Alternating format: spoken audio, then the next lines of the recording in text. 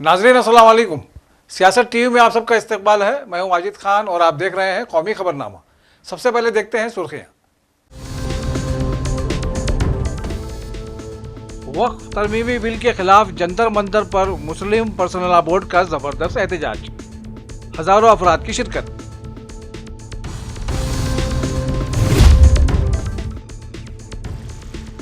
औकाफी जायदादों को हड़पने की सोची समझी साजिश का मुस्लिम तंजीमों ने बीजेपी पर लगाया इल्जाम। असदुद्दीन ओवैसी ने कहा कि एहतजाज जारी रहेगा।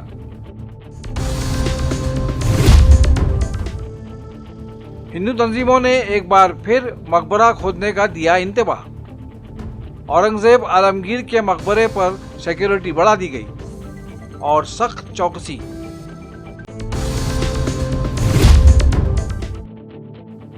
महंगाई में बेतहाशा इजाफे पर अपोजिशन की तनकीद, कहा अशियाए जरूरिया आम आदमी की दस्तरस से बाहर हो गई।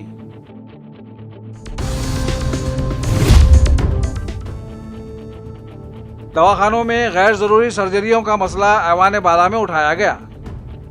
खानगी दवाखानों की बददियानती और इलाज के नाम पर लूटमार पर कड़ी कार्रवाई का मुतालबा।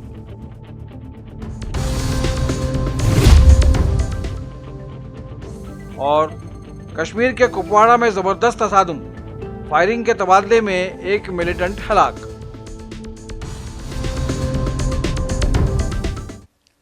सुर्खियां आपने मुलाहिजा की और अब पेश है खबरों की तफसील। All India Muslim personal law board ने आज से दिल्ली के जंतर मंतर पर वक्फ तरमीमी बिल के खिलाफ एहतजाजी मुजाहरा शुरू करने का ऐलान किया है। वक्फ जायदाद के तहफ़्फ़ुज़ के लिए बोर्ड ने मुसलमानों से अपील की है कि वो इस बिल के एहतजाज में जंतर मंतर पर जमा हों।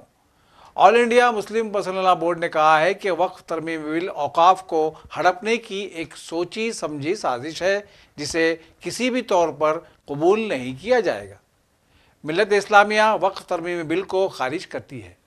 AIMPLB के मुताबिक इस धरने में Congress, TMC, RJD, JMM, NCP, SP, AIMIM, DMK, Akali Dal, Shiv Sena और IUML के नुमाइंदे भी शामिल होंगे।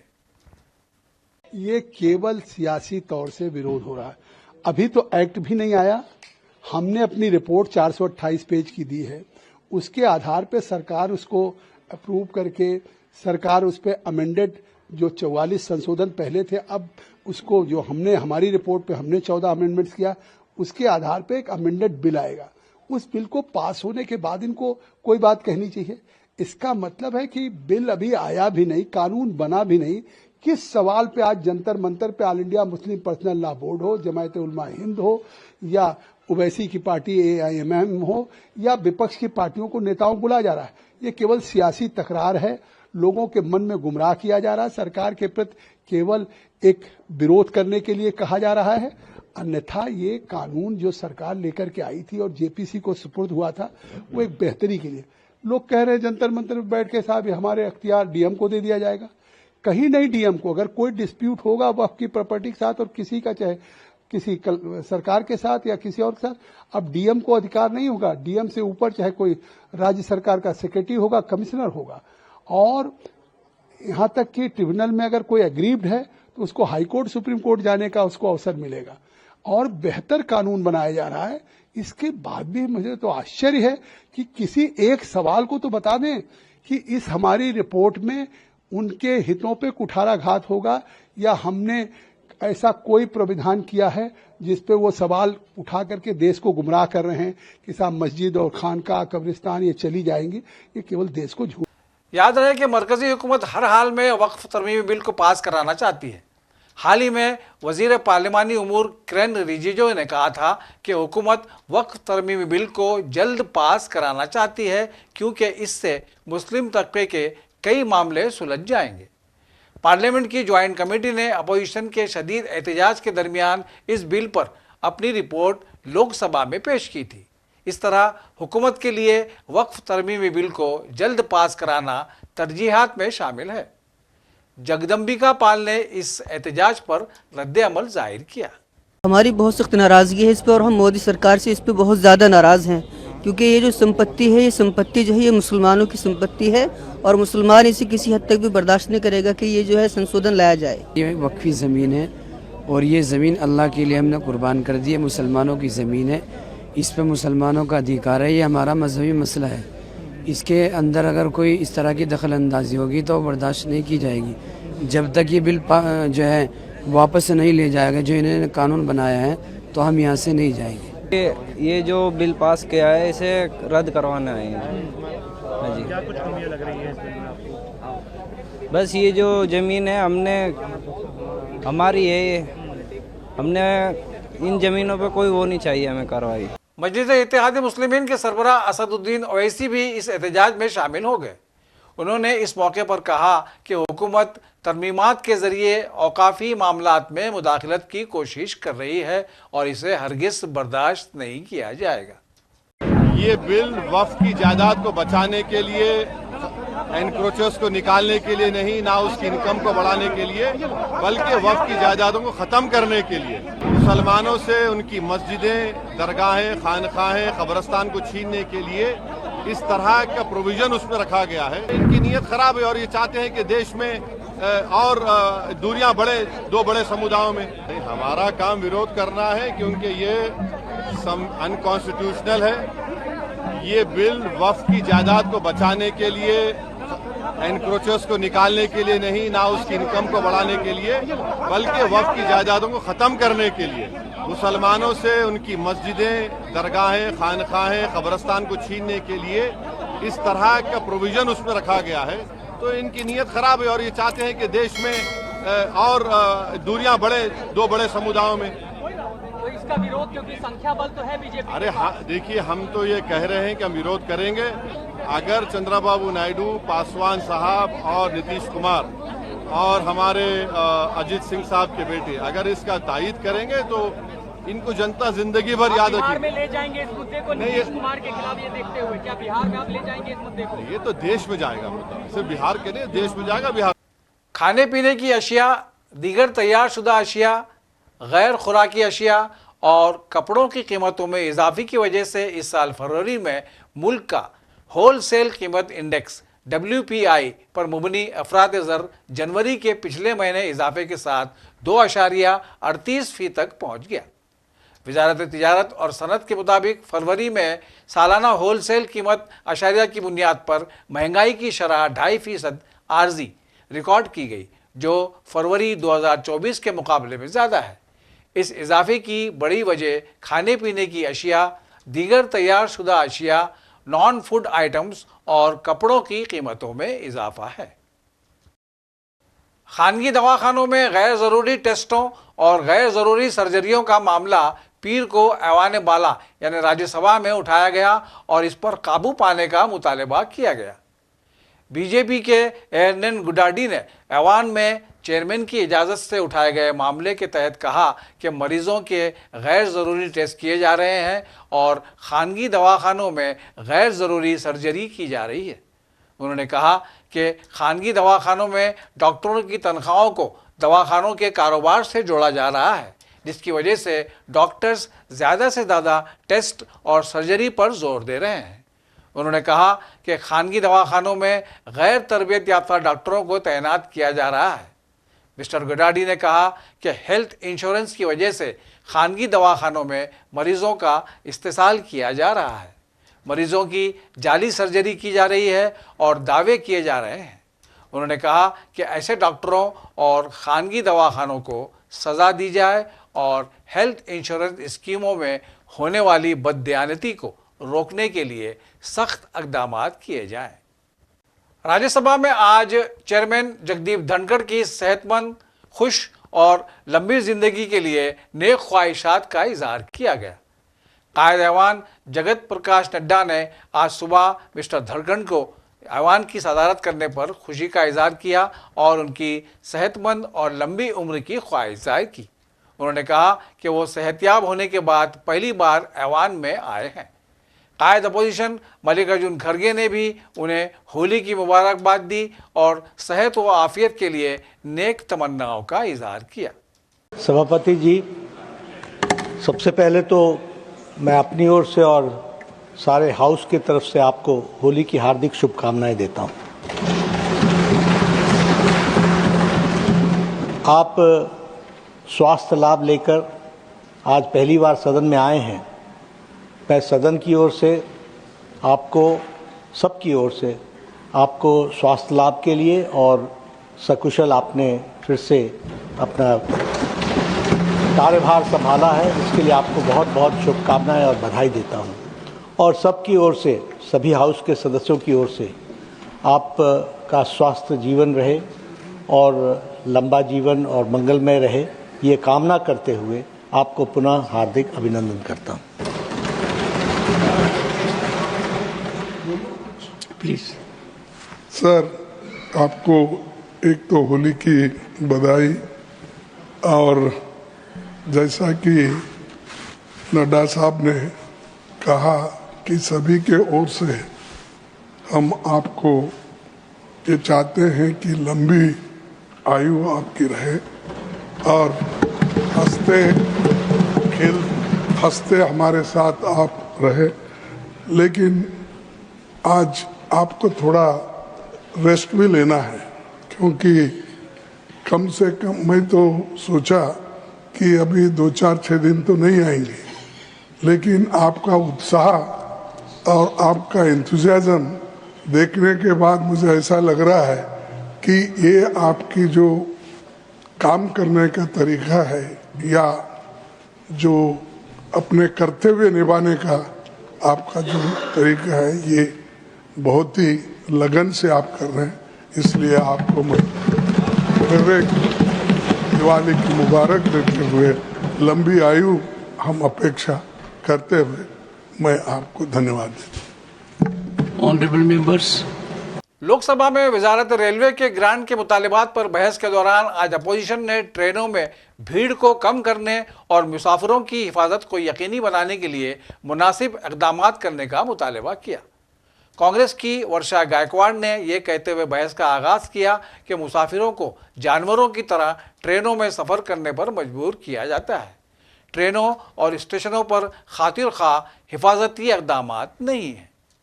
That be the priority of the government. Thank you, sir. धन्यवाद। श्री धैर्यशील मोहन पाटिल।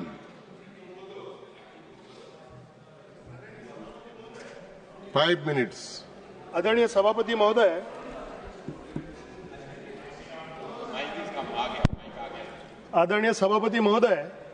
आदरणीय प्रधानमंत्री जी और रेल मंत्री जी के नेतृत्व में भारतीय रेल का काम बहुत ही जोर शोर से प्रगति पथ पर है।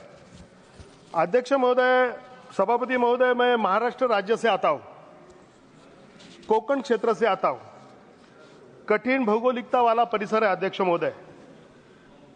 कोंकण के पूर्व दिशा में ऊंचे ऊंचे सह्याद्री के पहाड़ है और पश्चिम दिशा में अरबी समुद्र का तटीय क्षेत्र है, और दोनों के बीच की जो संकरी एक भूतल है, जो भूपट्टी है, उसे अध्यक्ष महोदय कोंकण माना जाता है। अध्यक्ष महोदय, आज भारतीय रेल के कारण, कोंकण रेल के ऐतिहासिक काम के कारण कोंकण की भौगोलिक दुर्गमता पे एक विचार किया गया और कोंकण रेल का प्रस्थान, कोंकण रेल की स्थापना हुई और विकास के मुख्य धारा में कोंकण अध्यक्ष महोदय इसके कारण आया है। अध्यक्ष महोदय, कोंकण रेल भारतीय रेल अधिक सुविधा देने की कोशिश कर रही है। कोंकण में यातायात की सहजता के लिए कटिबद्ध है, वो कोशिश कर रही है। अध्यक्ष महोदय, मुंबई मडगांव वंदे मातरम एक्सप्रेस शुरू हुई है, तेजस एक्सप्रेस जैसे कुछ ट्रेनें शुरू हुई है। अधिक आरामदायी, अधिक तेज गति से और अधिक सुरक्षा से यात्रा का अनुभव अध्यक्ष महोदय हो रहा है। अध्यक्ष महोदय, ट्रैक का दोहरीकरण हो रहा है ताकि समयबद्धता में। अमेरिका की आला सतही स्पाई चीफ तुलसी गबार्ड ने आज वजीर दिफा राजनाथ सिंह से मुलाकात की। इस मुलाकात में बाहिमी व दिफाई उमूर पर तबादला ख्याल हुआ। राजनाथ सिंह ने इस मौके पर कहा कि हिंदुस्तान अमेरिका का देरीना रफीक है और साथ मिलकर आलमी मसाइल के हल के लिए हर मुमकिन ताउन देने के लिए तैयार है। हिंदू तंजीमों ने महाराष्ट्र में औरंगजेब की मकबरे को हटाने का मुतालबा करते हुए फडणवीस हुकूमत को वार्निंग दे डाली है। हिंदू तंजीम ने कहा है कि मकबरे को जल्द हटाया जाए, नहीं तो अयोध्या की तरह कार सेवक उसे हटा देंगे। मकबरा हटाने को लेकर वीएचपी और बजरंग दल ने आज मुहिम शुरू करने का ऐलान किया है। बजरंग दल के संभाजी नगर के रहनुमा नितिन महाजन ने कहा, औरंगजेब ने लाखों कत्ल किए, काशी और मथुरा के मंदिर समेत हजारों मंदिर तोड़े, लाखों गायों का कत्ल किया। जालिम हुक्मरान की तारीफ और तौसीफ करने का काम बर्दाश्त नहीं किया जाएगा। ऐसे में औरंगजेब के मकबरे को हटाया जाए। उन्होंने इंतबाह दिया कि अगर मकबरा नहीं हटाया गया तो वो बाबरी मस्जिद की तर्ज पर उसे हटा देंगे। दूसरी जानिब हुकूमत ने पुलिस के जायद दस्ते तैनात कर दिए हैं और मकबरे की सिक्योरिटी बढ़ा दी गई है। यहाँ पर छठी जनरेशन है। जब से औरंगजेब रहमतुल्लाह अलैह का इंतकाल हुआ उस पीरियड से लेकर आज तक हम छठी जनरेशन यहाँ पर खिदमत अंजाम दे रहे हैं। अभी जिस तरह से बातें की जा रही है कि औरंगजेब की खबर को हटाया जाए, तो कहीं ना कहीं कुछ डर वो महसूस हो रहा होगा यहाँ पे आप लोगों को? नहीं, ऐसा माहौल तो जैसा पर्सनली यहाँ पर खुल्लाबाद में नहीं है। अब ये सोशल मीडिया पर और न्यूज़ों पे चल रहा है कि ख़बर को हटा दिया जाएगा, मगर हमारी हुकूमत से विनती है क्या इसकी हिफाजत करे, क्योंकि ये आर्कोलॉजिकल के अंडर में आता है और औरंगजेब आलमगीर मुग़ल बादशाह है जिन्होंने हिंदुस्तान पे 50 साल हुकूमत करे और उनके बहुत ही हिंदुस्तान के अंदर तारीख़ी प्लेसेस बने हुए, ताजमहल है, बीबी का मकबरा है, लाल किला है, जैसा उसकी हिफाजत कर रहे हैं ऐसा इसकी भी हिफाजत करना उनका फरीज़ा है। सरकार से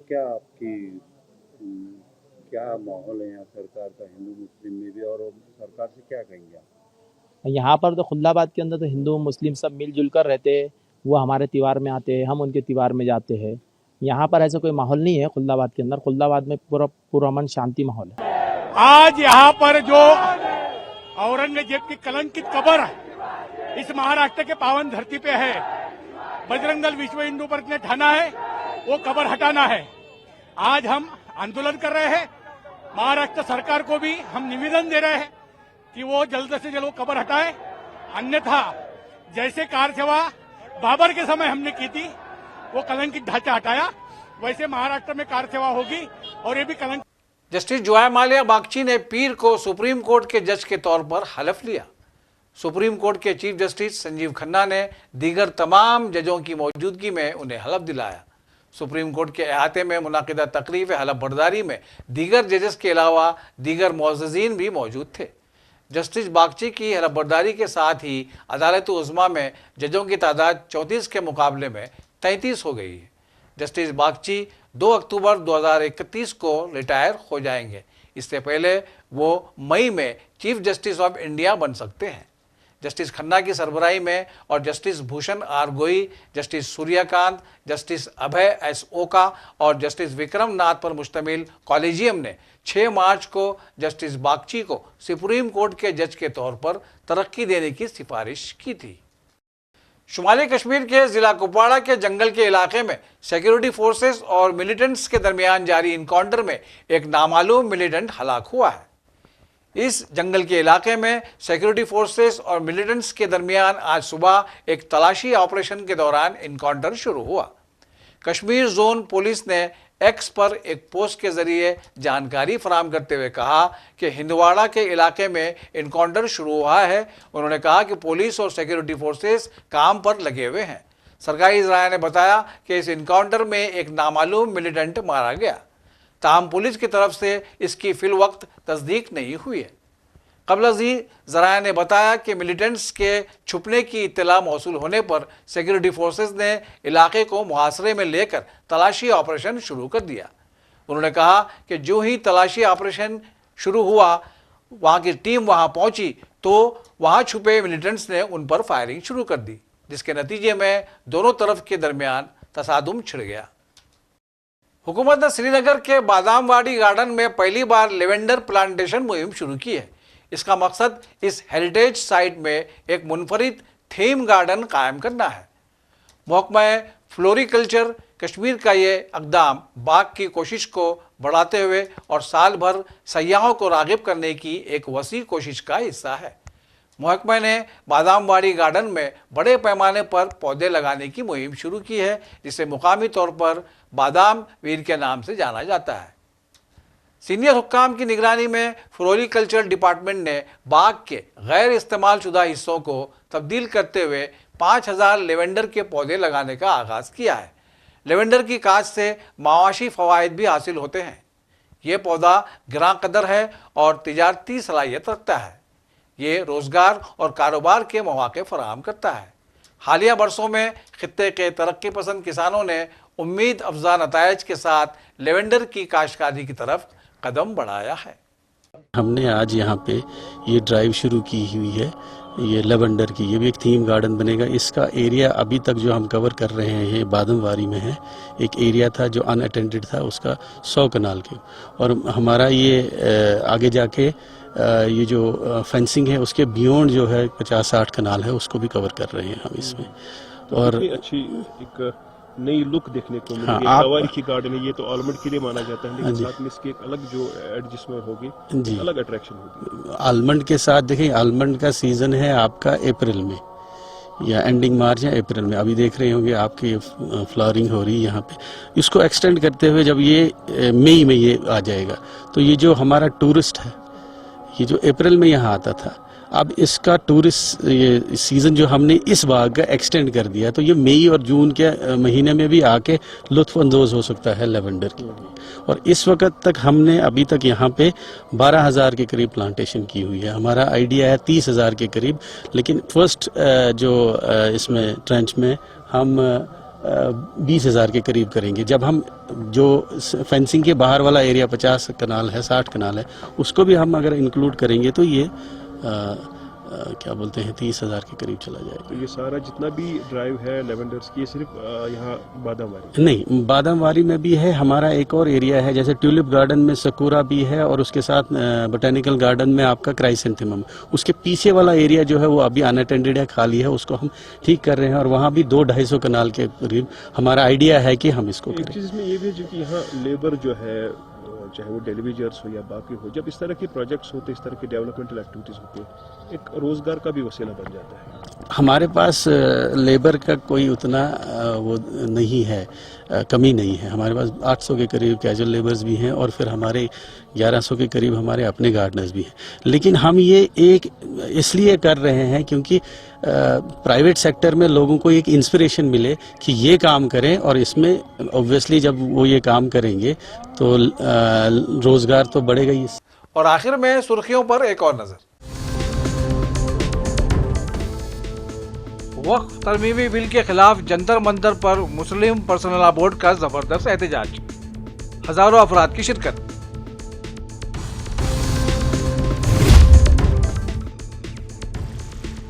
औकाफी जायदादों को हड़पने की सोची समझी साजिश का मुस्लिम तंजीमों ने बीजेपी पर लगाया इल्जाम।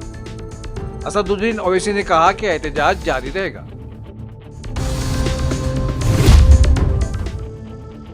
हिंदू तंजीमों ने एक बार फिर मकबरा खोदने का दिया इंतबाह।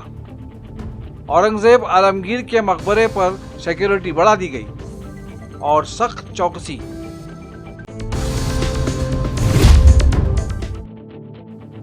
महंगाई में बेतहाशा इजाफे पर अपोजिशन की तनकीद, कहा अशियाए जरूरिया आम आदमी की दस्तरस से बाहर हो गई।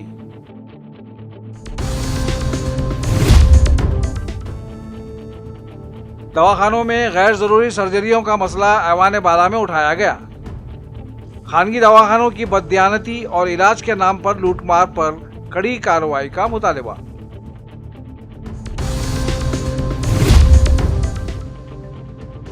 और कश्मीर के कुपवाड़ा में जबरदस्त तसादुम, फायरिंग के तबादले में एक मिलिटेंट हलाक। इसी के साथ कौमी खबरनामा यहीं अपने अख्ताम को पहुंचता है। सियासत की पूरी टीम के साथ वाजिद खान को दीजिए इजाज़त। अल्लाह हाफिज़।